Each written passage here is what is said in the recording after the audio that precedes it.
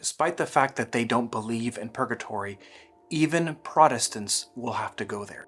The following two examples, one from the unpublished manuscript and the other from a comment left on one of my videos several months ago, will show you this amazing truth. If you want to support this channel in any way, please support it through Buy Me a Coffee. Now, we as Catholics know that we depend on faith and tradition, since it's actually tradition that gave birth to the Bible.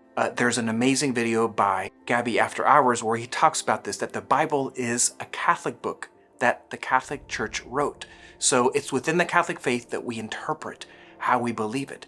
There are several passages in there that refer to and allude to the teaching and idea of purgatory. I have a video that I made about that about a year ago, 20 different scriptures that point to purgatory. Let's get into these stories that dive into this wonderful mystery. First, from unpublished manuscript. Sister Mary of the Cross asks Sister Mary Gabriel, the soul in purgatory that's appearing to her, the following question: are many Protestants saved? Her response is, by the mercy of God, a certain number of Protestants are saved, but their purgatory is for many long and rigorous. It is true they have not abused graces like many Catholics, but neither have they had the marvelous graces of the sacraments and the other helps of the true religion. Thus, their expiation in purgatory is prolonged. If you ever feel like it's easier for Protestants because they believe less than us Catholics, do not be deceived. All the sacraments that we have, all the beliefs that we have are aids to helping us be holier here on earth and have a higher place of merit in heaven. They really miss out on these teachings, especially the reality that none of their brethren pray for them.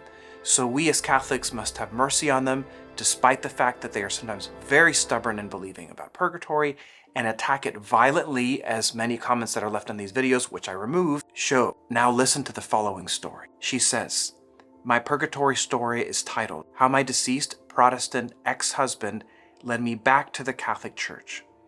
I was born a cradle Catholic, fell away from the church when my mother died when I was young.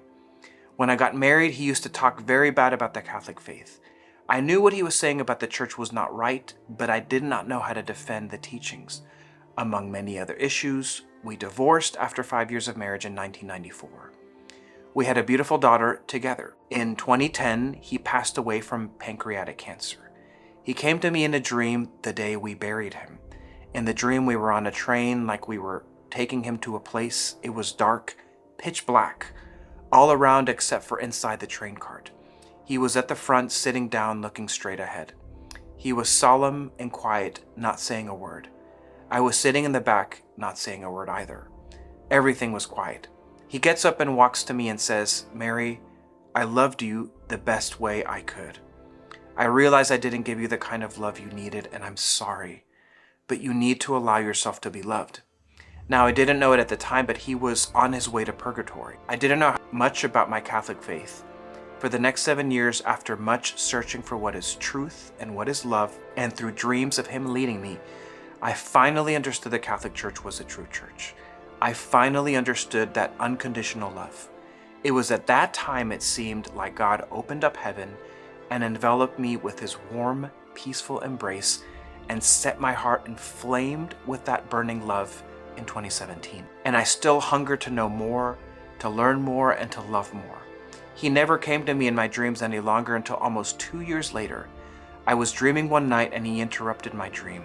He flung open the door as if he was coming out with a big, huge smile and said, I finally made it.